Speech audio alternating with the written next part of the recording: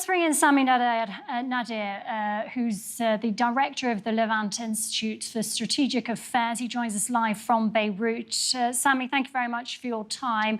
Let me start by asking you, what has Hezbollah's reaction been to what's been going on in Israel this evening? I mean, the Hezbollah was waiting for Iran's involvement, and even Hezbollah constituency, and namely after the killing of their leader Hassan Nasrallah, they at one point, some of the constituency and the political base of Hezbollah was criticizing Iran for abandoning Hezbollah soul in the fight. And now this response actually was welcomed by this constituency, because they could feel that they are not alone in fighting Israel, and that Iran now is part of the picture, because the rumors were that Iran has made a deal with the U.S. at the detriment of Hezbollah, its closest ally. So things are comforting for Hezbollah when it comes to the Iranian strike on Tel Aviv and on Israel, actually. But still the question remains whether Hezbollah, first of all, will Iran sustain this kind of operation, or was it, I mean, a show of force, something to boost the morale of its ally in the region, and in a way to comfort the radicals inside Iran? So this is one important element to take into consideration, especially that Iran from day one was trying to avoid any slide into a full-scale war for their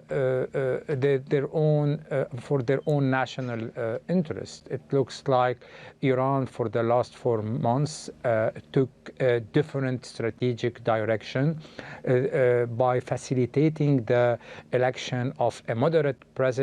It was a clear message that Iran intends to revive the nuclear negotiation, that Iran wants to lift the economic sanctions that are pressuring a lot the Iranian economy. Iran, this is to say that Iran was keeping a distance from a full-scale war. I mean, does the killing of Mr. Nasrallah change the rule of the game, and now Iran is ready for a full-scale war? I don't think so. Iran will still try to avoid to slide or to fall into the Israeli trap, because Israel has been, and after it completed what they call the phase 1 of its war in Gaza, is taking the war into a new level, into a direct war, not to say a full-blown war, pressuring Iran and its proxies. And now Israel is talking about a new Middle East. So what are the real objectives of Israel in this incursion that they initiated in the Lebanese territory? Are the objective what we have been hearing today during the conference of the Pentagon spokesperson, that Israel is trying to dismantle the attack infrastructure at the Lebanese-Israeli border? Or is there any hidden objective, especially that Israeli officials are talking about a new Middle East? So this is something that we need to monitor, and the answer would come out of the field. In that sense, we will see how things will develop on the field actually in the coming days.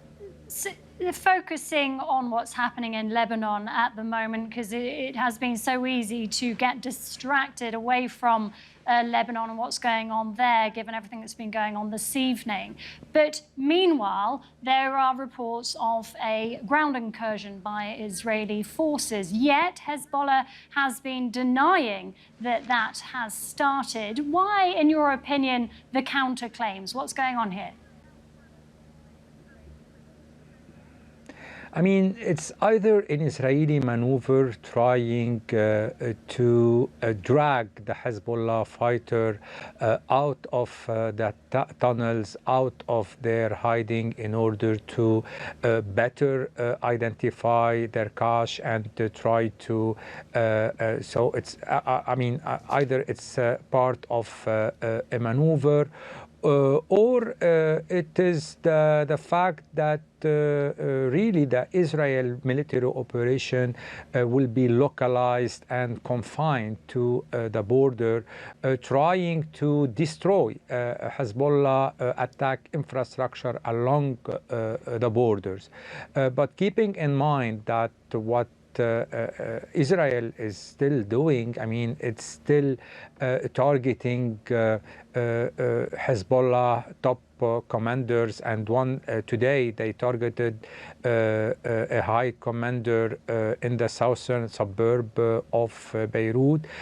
Israel as well is pushing for more displaced people now. I mean, and this is a very dangerous turn in the current developments, is that more than 1 million displaced person left their cities and villages in the south and the Bekaa to the north and to the center.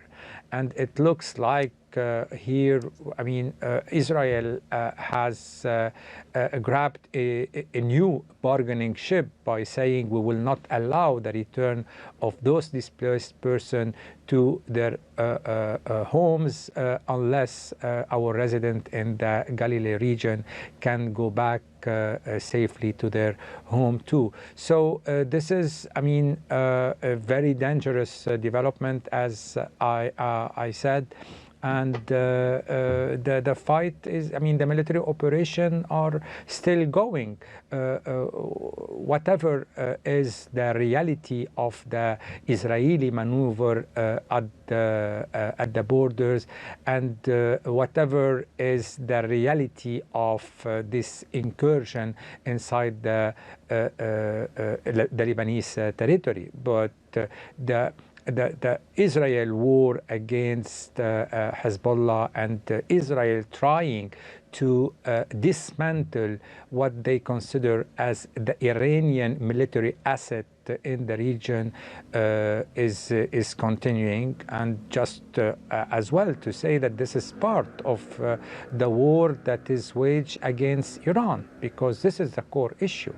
Hezbollah importance is not the fact it is a Lebanese military faction, but it is the building block of the Iranian project in the Middle East.